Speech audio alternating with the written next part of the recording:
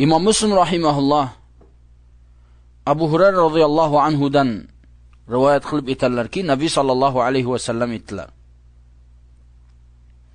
Ramazondan keyingi eng afzal roza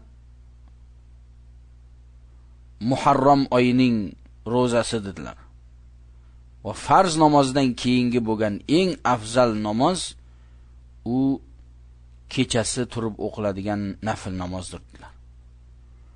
Bu o'rinda Nabiy sallallohu alayhi va sallam Muharram oyining Ramazonini rozasini mutlaq fazilatli qilib bayon qildilar. Bu hadisda qaysi kuni aytilmagan.